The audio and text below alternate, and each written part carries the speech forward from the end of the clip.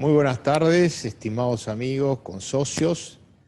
Estamos hoy con un invitado especial, el doctor Ignacio Brach, colega, miembro también de la Comisión de Biblioteca, para reiniciar en este año las conversaciones en la biblioteca. Como ustedes saben, tanto en Cultura como nosotros, el año pasado hicimos un programa bastante intenso de encuentros. Este año lo vamos a reiniciar. Cultura ya ha avanzado con varias conferencias y conciertos. Nos hemos equipado, tenemos un equipamiento bastante importante que gracias a la comisión directiva hemos incorporado y hacemos uso de él. Tenemos también un canal de televisión en YouTube que se llama Canal Cultural Jockey Club, al cual vamos a ir subiendo todos estos encuentros. Y el tema de hoy, como el tema de los sucesivos programas que vamos a desarrollar, se refiere estrictamente a nuestro métier, es decir, a libros. Empezamos con este libro muy interesante, que es el libro de Ignacio Brach, León de África, la epopeya africana de von Lettow-Vorbeck, 1914-1918. Es un relato de guerra construido y elaborado por el autor sobre la base de las memorias y la descripción de toda su aventura en el África, en la que fue en ese momento colonia alemana, y durante el desarrollo de la Primera Guerra Mundial. Primera Guerra Mundial que acá surge claramente del libro y en ese sentido me resultó particularmente interesante, es un final de época, un final de una época, si ustedes quieren, mirada con los ojos de hoy, un poco romántica, en la cual se daban ciertas instituciones y ciertos aspectos en la convivencia social que hoy en día han mutado y que en el caso de la guerra ha hecho desaparecer el avance fundamental para mí. Esto sería tal vez una primera pregunta que me gustaría hacerle a Ignacio. El avance fundamental de la tecnología ha hecho dejar de lado, de alguna manera, la actuación y la presencia personal. Lo que transmite este libro es que von Lettow-Vorbeck era un general que tenía una relación, yo diría, paternal, de amistad con sus soldados, con sus oficiales y con sus suboficiales, y ellos tenían una veneración hacia él. Tanto es así que en 1964, es decir, muchos años después de los episodios estos de la Primera Guerra Mundial, cuando lo entierran al general, están presentes descendientes de dos soldados askari que van a representación del grupo de soldados del general en el entierro, y uno de ellos le expresa precisamente a los familiares que para ellos el general era un verdadero padre. Así que yo creo que una de las cosas lindas del libro es precisamente que nos vuelve a llevar a esa época un poco romántica de la guerra, de la misión militar como una misión fundamentalmente de valor, donde el honor tenía una gran, digamos, un gran peso, y donde la relación entre los combatientes era una relación de caballeros. Tanto es así que, y esto surge también de la documentación del libro, el general alemán que queda después de la Segunda Guerra Mundial prácticamente anciano y sin capacidad, digamos, de trabajar ni de hacer nada, y además un Estado que desapareció, que fue el Estado alemán del Tercer Reich, incluso consigue, a través de la gestión de uno de sus enemigos más firmes, general sudafricano, el general Jan Smuts, consigue una pensión inglesa para que él pueda seguir adelante en su vida. Así que los enemigos lo reconocen y lo valoran con este apoyo. ¿Coincidís conmigo en la visión así general del cambio que se da en la guerra y en las relaciones entre las Fuerzas Armadas? Sin duda, Ludovico. Bueno, ante todo agradecer al Jockey Club y a la subcomisión de biblioteca que presidís y que integro esta invitación para hablar de este libro. Comparto plenamente, quizá la Primera Guerra Mundial fue la última guerra en la cual tuvo un escenario y una dimensión, podríamos decir, humana. Más allá de lo que en Europa fue la carnicería de la guerra de trincheras, los gases como elemento no noble, pero, como bien lo mencionaste, marcó el fin de una época. El caso que me lleva a escribir este libro es que en la personalidad de von Lettow-Vorbeck uno encuentra plasmada, por un lado, una formación militar prusiana, educado en los valores que vos hacías mención a esa época, de la disciplina, el deber ser, el honor, el patriotismo, que se conjugan con una formación, en el caso de von Lettow-Vorbeck, en valores y en principios cristianos. Su padre, general también, que va a morir un año después de finalizada la guerra, era miembro de la Orden de San Juan. Heredera dicha orden de la orden medieval creada en Tierra Santa del Hospital de San Juan de Jerusalén, Rodas y Malta. Es decir, la Orden de San Juan era la orden protestante, la versión protestante de la Orden de Malta, que hacía una acción benéfica y que continúa hasta el día de hoy. Es decir, ¿a qué voy? Von Lettow tuvo esa formación militar que caracterizó a esa oficialidad prusiana que surge con la Alemania luego de la guerra franco-prusiana, cuando se crea el Imperio Alemán, esa oficialidad que se va a formar en esos valores, que a su vez, en el caso de él como de tantos otros, tenían esa formación cristiana, humanística, entonces que le daban inclusive al drama de la guerra que él afrontó en el escenario africano, una condición, por un lado, militar, que no se contradecía con su sentido del deber, con su sentido de humanidad, cosa que manifestó en todos los 4 años que duró su periplo en África, gestando, la verdad, un ejército invencible, casi fantasma, en inferioridad de condiciones frente a sus enemigos. Pensemos que el África Oriental Alemana, la actual Tanzania, estaba rodeada por fuerzas sudafricanas, belgas, ingleses, regimientos indios que traían los ingleses al escenario, por las colonias portuguesas de Mozambique, en una proporción desmesurada a las fuerzas que tenía von Lettow, que en realidad eran fuerzas de protección territorial, no llegaba a ser ni una fuerza de envergadura militar.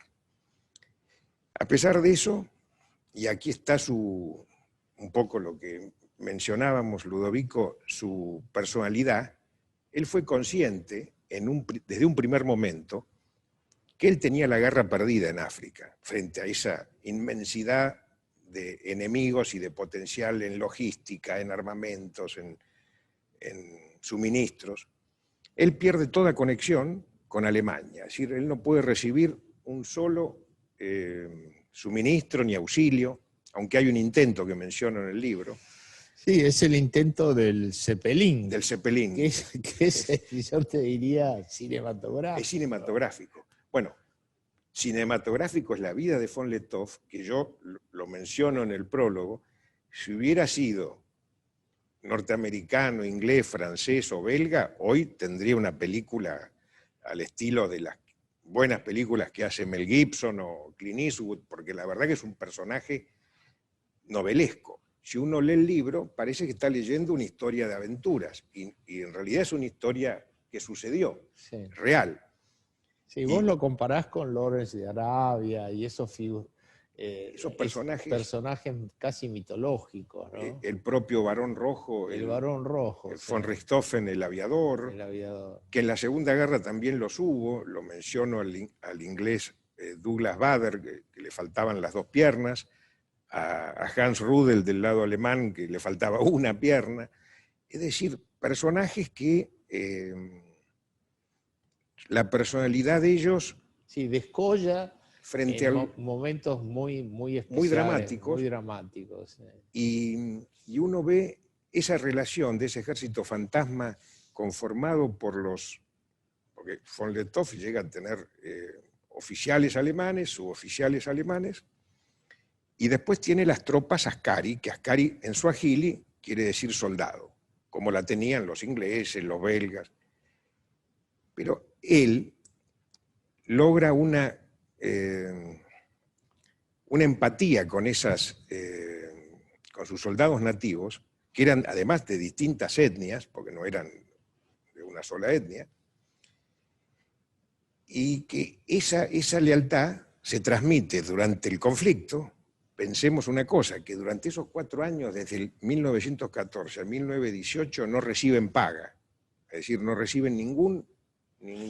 Sí, es muy interesante el relato que haces de que finalmente la República Federal Alemana, 80 años después, hace honor a su deuda con los askari y le paga la deuda que había firmado.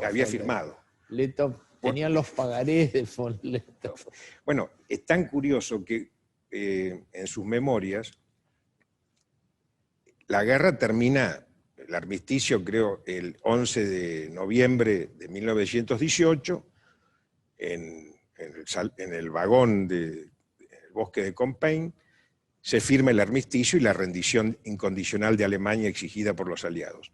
Von Lettow se encuentra combatiendo en la Rodesia británica, es decir, porque ha invadido desde el África oriental alemana, invade Mozambique, sale de Mozambique en un juego se va escondiendo y va presentando batalla cuando él cree que es conveniente, asaltando depósitos, etc. Y lo agarra el armisticio, lo toma en la Rodesia británica y se entera por sus enemigos, sí, por el general sudafricano Van Deventer, que le manda una estafeta, que es tomado prisionero por von Lettow, y le dice: general, recibe una carta, la guerra ha terminado en Europa. ¿Cómo sería que von Lettow está tan aislado que está convencido de que Alemania ha ganado la guerra, o por lo menos que ha quedado a la par? Y allí es cuando él dice, bueno, ¿cómo hago para cumplir, cuando se despide de sus tropas nativas, antes de trasladarse a Dar el Salam, a la capital de Tanganica en ese momento? Él dice, bueno, la única forma es firma unos pagaré, uno por uno, a todas sus tropas nativas. Y dice, bueno, cuando el gobierno de mi patria, es decir, hasta ese momento el imperio alemán, esté en condiciones, se saldará esta deuda que tienen con sus soldados. Bueno, este periplo lo llevará, cuando él vuelve a Alemania en 1919, a reclamar permanentemente. Bueno, en 1919 Alemania no está en condiciones, está la República de Weimar, la rendición, las cláusulas que se le exige a Alemania. Después viene el Tercer Reich, que tampoco él demanda que se le paguen. Bueno, al final, como bien decías vos, Ludovico, en 1964, es decir, año en que él va a morir a los 94 años, logra que el Parlamento alemán, el gobierno de la República Federal Alemana, salde las deudas a sus soldados que han combatido por Alemania entre 1914 y 1918. Lo que demuestra que para él era una cuestión de honor cumplir con esa promesa, con los soldados que habían entregado su esfuerzo, su sangre, por la patria alemana. Sí, por supuesto. Bueno, ahí esta mención que haces del Tratado de Versalles, es interesante tu reflexión, que yo la comparto, ¿no? Cómo uno mira la Primera Guerra Mundial hoy en día y ve el desastre que fue, no solamente por los millones de muertos, sino además el desbarajuste que produjo en Europa y que como resultado de lo que sucedió, una guerra que empieza con el asesinato del archiduque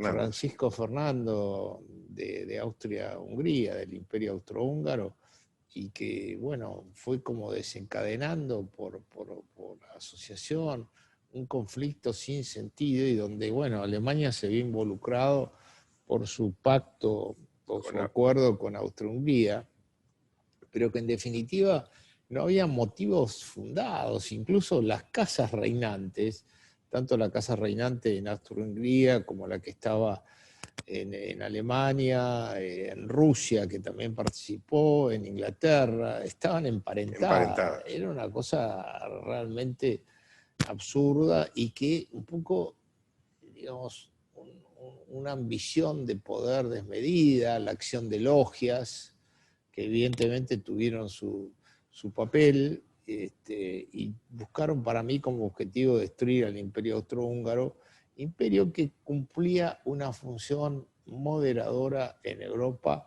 sin duda importante. De hecho, hoy vos ves que hay una cierta impronta en los ex miembros colaborativos, no en Serbia, pero sí en los miembros del imperio colaborativos, que es distinta a la del cesarismo estatista de Francia, o esta visión de Alemania como potencia industrial, y que, bueno, le da un enfoque a la situación europea que, bueno, está en transición y veremos hacia dónde avanza. Me refiero, por ejemplo, al caso de Hungría específicamente y al gobierno que tiene, que, bueno, como todos los exponentes de una posición distinta a la vigente mundialmente por organismos internacionales y por ciertos factores de poder, es permanentemente agredido. De hecho, acá en Argentina, bueno, salió estos días una especie de persecución a lo que se llama la reacción conservadora, donde seguramente estamos algunos de nosotros y de nuestros amigos que son perseguidos por sus ideas.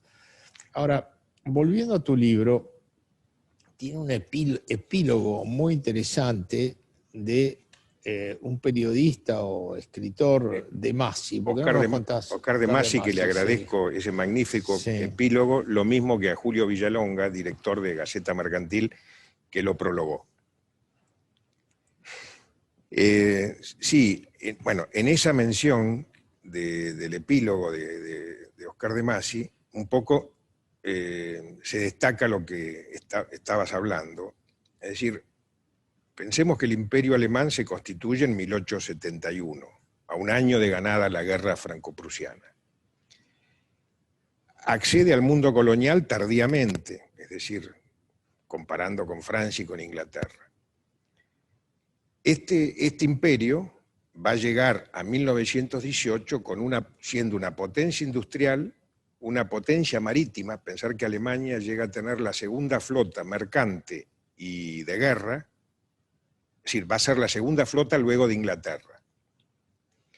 Se produce, como bien decías, Ludovico, el asesinato del archiduque Francisco Fernando en Sarajevo por un ultranacionalista serbio, con mitad del gabinete serbio en complicidad y la mano rusa atrás. Y hay disputas en los historiadores, pero también hay una casi manifiesta presencia o interés francés en esa situación, que lleva a esta guerra que, como bien decías, es un hecatombe para el siglo XX. Un historiador norteamericano, Keenan, dice que el fin de la Primera Guerra Mundial fue y el hecho de la Primera Guerra Mundial fue el desastre más importante para el siglo XX en el mundo.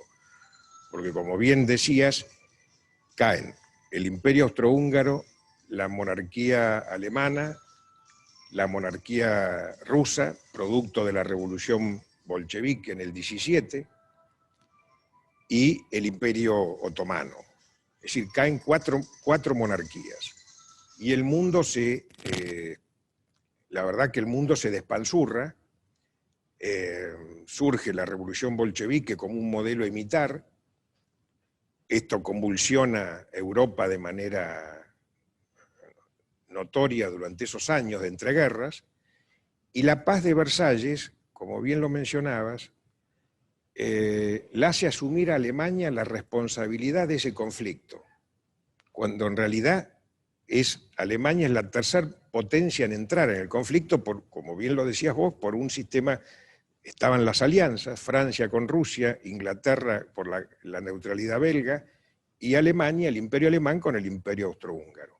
Es decir, jamás se podía, solamente forzando un interés político, decir que Alemania había sido la causante de la Primera Guerra Mundial. Bueno, eso se produce en Versalles, y como el propio enemigo de von Lettow en la guerra y amigo en la paz, el general sudafricano Jan Smuts, quizá por su condición de sudafricano y no europeo, tenía otra perspectiva, y dice: nunca hemos asistido a una paz tan improvisada. Alemania no puede ser nuestra enemiga, porque nuestro enemigo hoy es la revolución bolchevique, que había triunfado en Rusia. Bueno, no es escuchado, y Alemania es sancionada económicamente, territorios ocupados, indemnizaciones de guerra, bueno, que va a llevar a lo que todos sabemos. Esto va a desencadenar años después en la Segunda Guerra Mundial, pero esa es otra historia. Sí, además, vos fíjate que la matanza de la Segunda Guerra Mundial, de todo tipo, ¿no? Tanto de los soldados muertos en el frente de batalla, como también de la barbarie nazi, ¿no? Y los asesinatos de prisioneros por razones religiosas o raciales, como el caso de los judíos y demás. Sí, que no fueron como el caso de los croatas vencidos. Como el caso de los croatas vencidos, que eso estuvo a cargo de la tradición de los ingleses. Exactamente. Como pasó también con los soldados polacos, que se tapó la matanza que hicieron los rusos. Pero te diría, hay una obra que comentábamos recién que a mí me impresionó mucho y que incluye también a Latinoamérica, que es con el libro negro del comunismo, ¿no? Donde ahí están contabilizados cerca de 100 millones de muertos. Ahora, en nuestro mundillo, digamos, cultural, progresista y demás, es como que se olvida esa gran matanza, y sin embargo son rápidos para acusar de nazis y de socios, digamos, de la matanza hitleriana a cualquiera. ¿Por qué no aclaras un poquito la posición de von Lettow en el periodo que van desde el inicio de la Segunda Guerra Mundial hasta su muerte, en el 64, ¿no? Bueno, comparto plenamente que las etiquetas descalificadoras por parte de sectores progresistas, es decir, basadas en una falsa supremacía moral, utilizan, como bien lo decías, los términos fascista, nazi, a todo aquel que no piense como ellos, es decir, que no acepte el pensamiento único. Bueno, nuestro expresidente Néstor Kirchner decía que la izquierda o el progresismo tiene fueros. Tiene fueros, exactamente. Entonces puede hacer cualquier cosa, como por ejemplo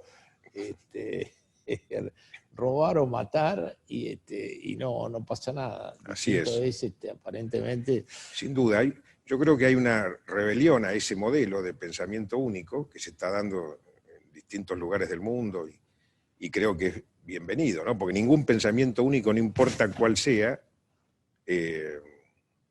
es útil para el destino de la humanidad o de una nación. Pero yendo al libro y a tu pregunta, Bueno, vale la pena resaltar que von Lettow regresa en 1919, hago una digresión, cuando él se rinde, se da la curiosidad de que es un ejército que se rinde ante un vencedor que nunca lo ha vencido en el campo de batalla, ¿no? Es una paradoja. Entonces hay un historiador inglés, Miller, que yo lo menciono, que dice que von Lettow, más que rendirse y entregar las armas, está devolviendo objetos prestados, porque él vivió durante esos 4 años de suministros tomados al enemigo. Bueno, él regresa a Alemania en 1919, desfila como un héroe, bueno, es considerado un héroe nacional, desfila en Berlín junto a sus oficiales y sus suboficiales por la Unter den Linden y la Puerta de Brandenburgo. Alemania ya se encuentra, ya ha caído el Kaiser abdicado, el imperio ha dejado de existir y se ha instalado la República de Weimar, que trata de llevar, por un lado, la imposición política de los aliados y por otro lado, las revueltas que se producen, los movimientos, en este caso, en esos años, los movimientos espartaquistas, es decir, los movimientos revolucionarios que quieren emular la revolución bolchevique, la reacción de los sectores conservadores, a los cuales incluyo a von Lettow. Él intenta participar en un golpe de Estado que fracasa, promovido por el mariscal von Hindenburg en 1920, y él ve esa Alemania que se va gestando en ese caos económico, social, que la República de Weimar trata de sobrellevar como puede, inclusive alienta el rearme alemán, porque una de las condiciones que se le impone es no limitar sus fuerzas militares. Y ya en 1928 él accede por el Partido Popular Nacional Alemán, un partido de neto corte monárquico, conservador y patriótico, al Parlamento alemán. Y está 2 años como diputado. Y después se aleja de la política porque la política tiene sus leyes y sus reglas, y la personalidad de von Lettow, la verdad es que no las entiende muy bien. Entonces deja el Parlamento, pero sin duda que el mundo al cual perteneció von Lettow y en el cual se forjó sus valores ha muerto en 1918. Esto que está viviendo se inserta como puede en esa realidad, y él ve, por un lado, los intentos de las revoluciones espartaquistas, como mencioné, y ve el ascenso del nazismo. Lentamente empieza a surgir, trabajando en algo muy simple, que es el herido orgullo alemán a partir de 1918. Von Lettow primero mira con desconfianza al nacionalsocialismo y luego con rechazo. Nunca se afilia al partido y Hitler le ofrece, que no era tonto, le ofrece la embajada en Gran Bretaña, ante la embajada alemana ante el Reino Unido en 1935, cosa que von Lettow no acepta. Y llega a 1939, cuando se inicia la Segunda Guerra Mundial, ya con 69 años. Ahí es designado, Hitler había asumido el poder en 1933, es designado general para asuntos especiales, pero durante toda la Segunda Guerra Mundial no es convocado a las armas. En el fondo porque el régimen sabía que no era un hombre afín al régimen, por el contrario. Y así pasa la Segunda Guerra Mundial, donde pierde 2 de sus hijos, los 2 únicos hijos varones, tiene 4, 2 varones y 2 mujeres, sus 2 hijos varones mueren en la Segunda Guerra Mundial. Y lo alcanza en 1945, como mencionabas, Ludovico, el fin de la Segunda Guerra Mundial. Él es de una antiquísima familia de Pomerania, es decir, de la Prusia, que ha quedado ocupada por el Ejército Rojo. Todas sus propiedades familiares, no solo de él, sino de toda la familia, han quedado expoliadas, y él no tiene cómo sobrevivir. Ante esto se da esta paradoja, que su antiguo enemigo, que comandó todos los ejércitos ingleses contra von Lettow-Vorbeck en el África Oriental Alemana, el general sudafricano Jan Smuts, que había integrado el gabinete de guerra británico durante las dos guerras mundiales, solicita y logra una pensión militar inglesa para que pueda sobrevivir los años de la posguerra von Lettow y su familia. Esto demuestra lo que hablábamos al inicio, el grado de caballerosidad y de respeto que logra su figura ante quien fue su enemigo en la guerra, cosa que realmente es sobresaliente.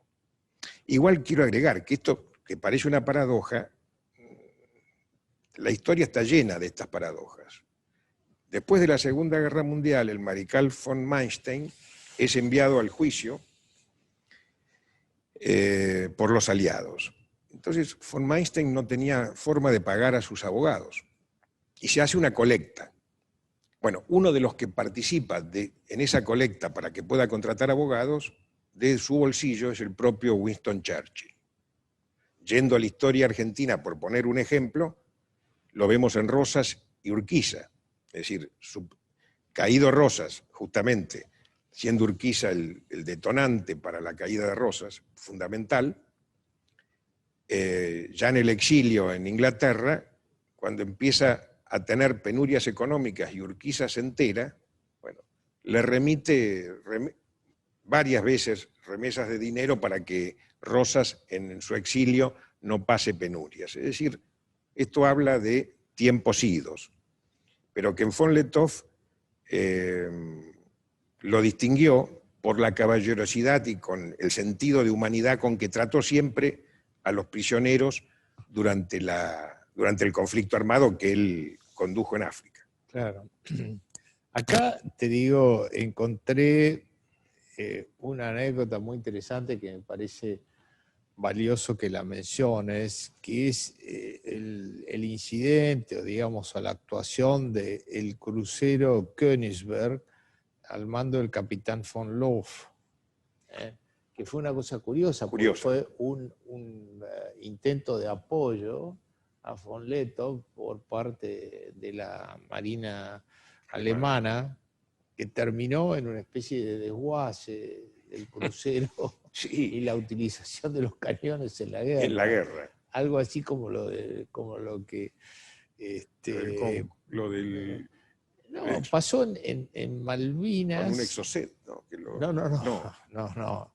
En Malvinas leí hace poco, porque se produjo un aniversario de la batalla de Pradera del Ganso, que los ingleses la catalogan como una de las duras batallas recientes, donde hubo varios muertos de los dos lados, ¿no? Ahí muere también el capitán Jones, de los paracaidistas. De los paracaidistas. Y bueno, justamente a raíz de eso lo entrevistaron a Gómez Centurión, que fue testigo, participó de esos hechos. Él era, creo que subteniente o teniente, estaba a cargo de un batallón de soldados que combatieron duramente y muy valerosamente, ¿no? Y una de las cosas que cuenta es que hay un barco, Bahía Suceso creo que se llamaba, donde había unos cañones que justamente traían a Malvinas como refuerzo, digamos, de armamento para el destacamento que estaba ahí en Pradera del Ganso, y que lo tuvieron que desarmar para bajarlo y utilizarlo, y que finalmente lo usaron y qué sé yo. Bueno, esto pasa, lo que mencionabas, considerando cuando se inicia el conflicto en Europa, en 1914, el crucero ligero Königsberg al mando del capitán Max von Loff, se encontraba rumbo a Tanzania. Llega al puerto de Dar es Salaam, se contacta con el gobernador, que era el gobernador von Schnee, y con von Lettow, que era el jefe de la guarnición de las fuerzas de protección alemanas. Entonces dicen, bueno, ha estallado la guerra en Europa,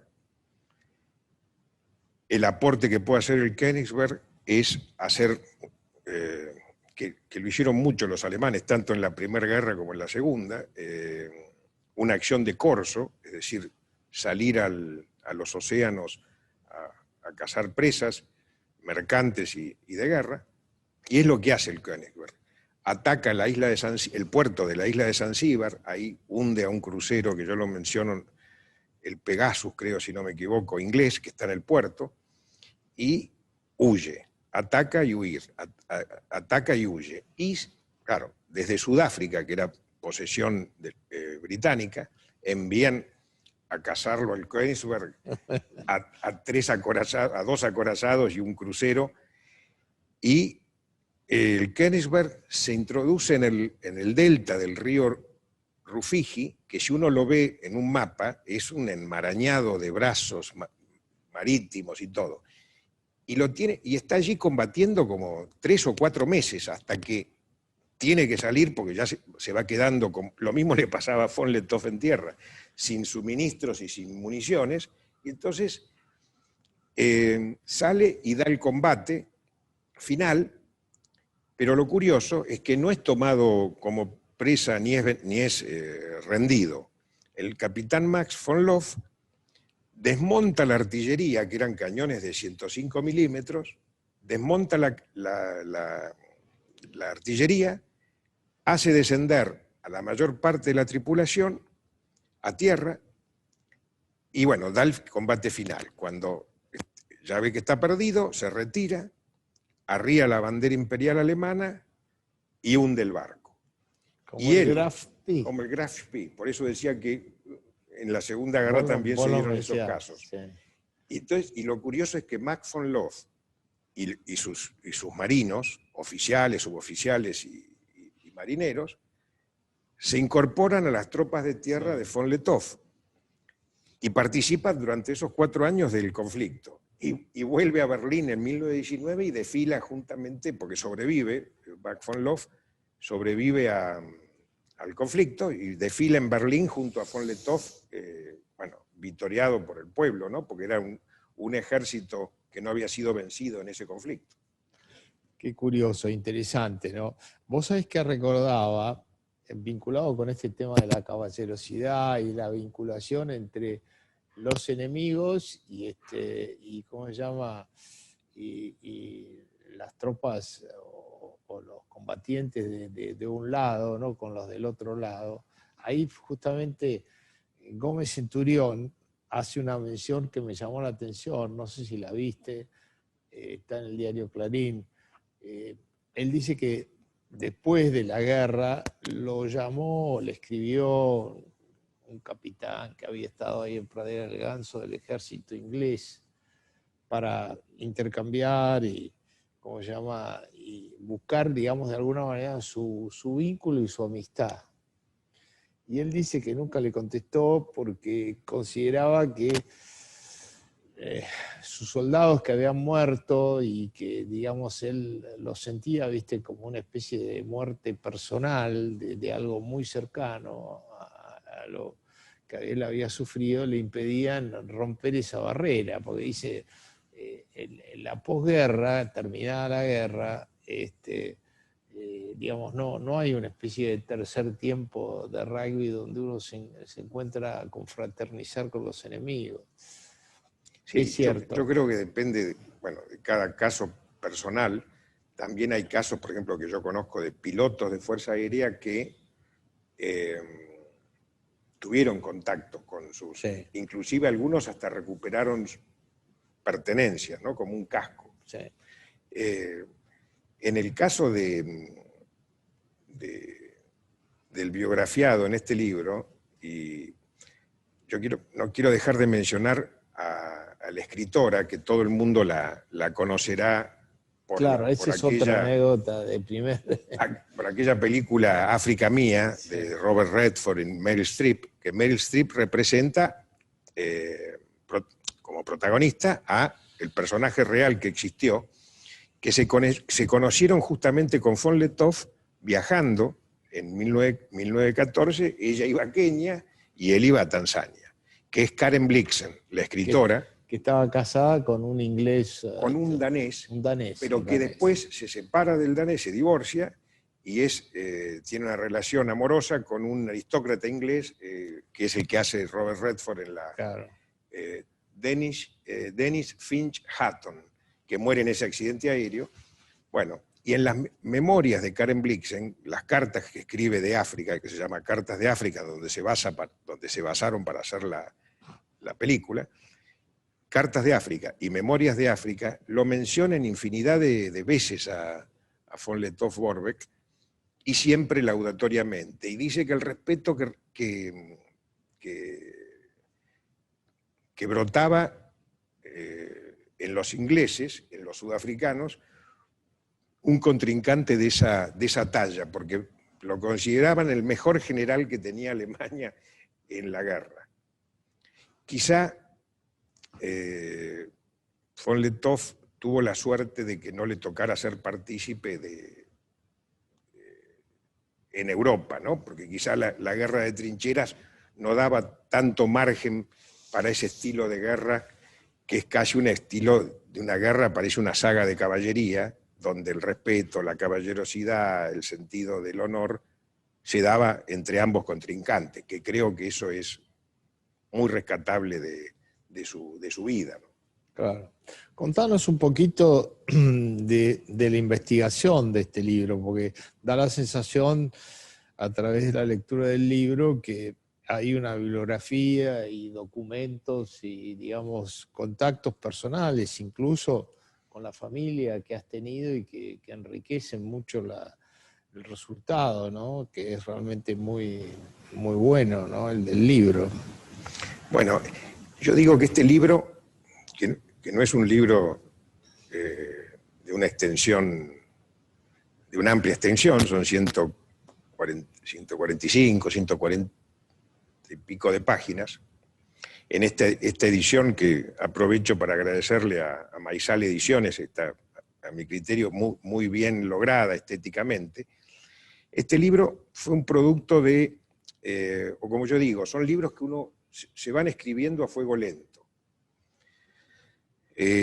Sus memorias, que eso también habla de lo que era la Argentina, él las edita en Alemania por primera vez en 1920, es decir, 2 años después de finalizada la guerra. Después son reeditadas en Alemania en 1952. Y hay traducciones al inglés, etc. Pero en la Argentina, sus memorias son editadas 6 años después de que él edite su primera edición en alemán, en 1926, por la Biblioteca del Oficial del Círculo Militar. Claro. Eso demuestra que en esos tiempos estábamos a tono y al día. Esas memorias yo las recibí de mi padre, y las primeras noticias que tuve de este personaje fueron a través de mi padre. Bueno, después me fueron apareciendo, porque fue así, bibliografía. En un viaje a Sudáfrica obtuve bibliografía sudafricana que hablan. Hay uno de los libros que yo menciono ahí, el título es en español es Ellos pelearon por el rey y el Kaiser, es decir, los ingleses, sudafricanos y los alemanes. Bueno, y distintos tipos de bibliografía se me van acercando. Un libro muy interesante es de Javier Reverte, un periodista español amante de África, que escribió no hace mucho, en la década del 90, un libro que se llama Los mitos blancos del continente negro.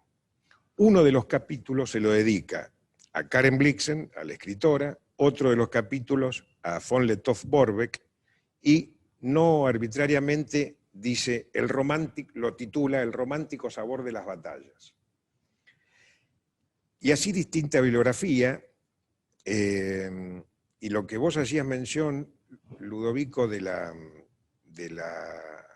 los contactos que hice, que quiero agradecer o mencionarla, es a Corina Liesau von Lettow-Vorbeck, sobrina bisnieta del general, que vive en Madrid. Ella, a su vez, bueno, está en contacto con su familia en Alemania. Me facilitaron documentación, sobre todo documentación gráfica, hasta el escudo familiar, y por lo cual estoy muy agradecido a ellos. Pero inclusive un libro de un historiador inglés que se llama Leonard Mosley, que se llama El duelo por el Kilimanjaro, que se lo dedica a von Lettow, y que además es de los pocos libros que se escriben sobre el tema y sobre el personaje, que lo pudo conocer en vida. Es decir, Leonard Mosley estuvo con von Lettow, es decir, es una fuente directa, entre los años 60 al 64 en que muere el general. Por lo tanto, tiene un aporte muy relevante. Creo que, pero la columna, y las memorias de Karen Blixen, como mencioné, pero la columna vertebral son las memorias de él. Claro. ¿Tu padre estaba interesado en él porque le gustaba la historia militar? Sí, papá le gustaba la historia militar, y ese periodo, tengo varios libros de él. Hay un libro que es otra cosa, dos libros de la Primera Guerra Mundial que son maravillosos. Uno es El Conde Luchner, o Luchter, ahí tengo la duda, que se llama El Último Corsario, que es un velero de la Marina Imperial Alemana que anda haciendo el corso por Oceanía, por todo el Índico, hasta que cae, bueno, se tiene que rendir porque, bueno, ese es uno. Y el otro es, que ese está publicado por el Instituto de Publicaciones Navales, que es también La aventura de Lemden. Claro, no tenía el potencial naval Alemania que Inglaterra, entonces por ahí utilizaba esa metodología, que era un buque de guerra, claro, que salía al corso. Entonces combatía por los mares hasta que, bueno, en algún momento la usamos nosotros en nuestra guerra de la independencia. Sin duda, sin duda. Escúchame, antes de pasar a las preguntas, algo que creo que los lectores futuros les interesará saber, ¿dónde se puede conseguir el libro? Más allá de la biblioteca, ¿no? Que tenemos acá donado por vos algunos ejemplares, así que nuestros socios tendrán acceso a eso. Sí, es un gusto haber donado a la biblioteca del club un ejemplar. El libro, bueno, se puede conseguir online en la Maizal Ediciones, que es la editorial, y después en distintas librerías, como Jenny, Casares, Cinco Esquinas, El Incunable. Está en Belgrano, está en Paradigma, en San Isidro está en la Boutique del Libro, en Librería Norte, acá en Capital, es decir... Está bien distribuido. Bien distribuido. Bueno, eso es muy importante para un libro tan interesante, así que invitamos a los que quieran, obviamente, a tomar contacto con el libro y disfrutar su lectura como lo he hecho yo, ¿no? Bueno, nos vamos a... Me alegro que haya sido así. Sí. Nos vamos a pasar a... No sé si tenemos alguna pregunta. Le vamos a pedir a nuestro colaborador, gerente de la biblioteca, José Nogueira. Antes de pasar a las preguntas, quería decirles que la semana que viene vamos a tener un contacto internacional con un argentino, Alberto Venegas Lynch, que nos va a hablar de su último libro, Las Vacas Sagradas, en particular sobre el tema de la educación. Y después el martes siguiente, siempre el martes a las 19 horas, vamos a estar con Pablo López Herrera y vamos a hablar de Solzhenitsyn, un ensayo que él ha publicado de Solzhenitsyn. En particular, dos temas que me interesan, que es la cuestión de la caída del muro, del cual se cumplió un aniversario hace poco, y el otro tema es su famoso discurso en Harvard, que fue profético y que, bueno, es interesante siempre volver a él para ver cómo se han dado las cuestiones culturales en Estados Unidos. Pasamos entonces, José, a las preguntas. Sí, el señor Beltrán quiere formular una pregunta. Bueno, buenas tardes. Buenas tardes. ¿Me están oyendo? Bueno, parece que sí. Señor. Gracias. Sí, realmente deseo felicitar al expositor porque creo que la palabra es cálida, su exposición ha sido cálida. Y esa calidez que viene de dos partes. Por un lado, de la cabeza, del cerebro, que es lo racional, lo consciente, todo lo que él se ha esforzado y que es evidente en sus palabras, para entrar en este tema.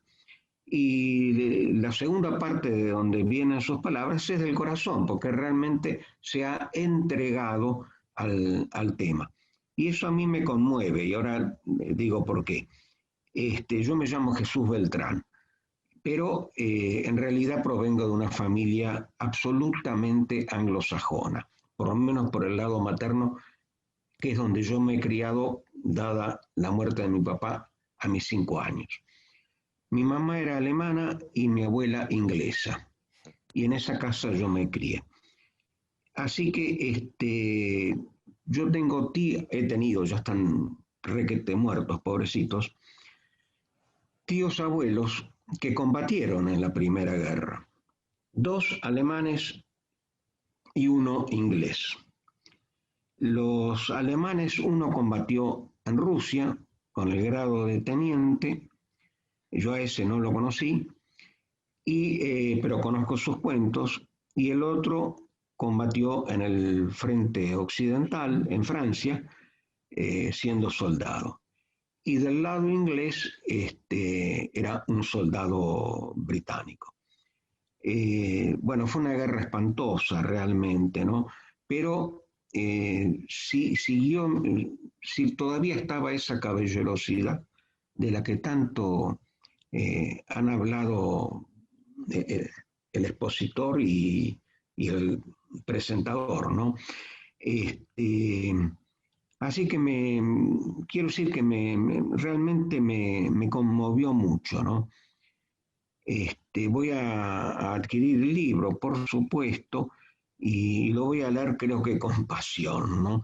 Y si la palabra escrita es del tono de la palabra hablada que he escuchado, bueno, es un libro para empezarlo, digamos, a las 5 de la tarde, cosa de terminarlo a las 3, 4 de la mañana, ¿no? Bueno, eso es. Muchas gracias y buenas tardes. Señor Beltrán, bueno, ante todo le agradezco sus conceptuosas palabras. Me maravilla lo que acaba de mencionar, ¿no? Porque tener en su propia familia y en su propia sangre a contendientes en ese conflicto de ambos bandos, sin duda creo que es un valor que lleva usted y su familia. Y le quiero dar un dato que ya lo verá en el libro. En 1929, que habla de esta caballerosidad, en 1929, digo bien, es decir, 10 años después, 11, de terminada la guerra, von Lettow-Vorbeck es invitado a Londres por el cuerpo expedicionario británico en el África Oriental, es decir, los que habían sido sus enemigos. Y allí lo recibe el general sudafricano Jan Smuts y le da una comida junto a 3 generales y otros oficiales en los jardines de Kensington, una comida en su honor. Es la vez que él visita Londres en 1929, permanece unos días allí y regresa a Alemania.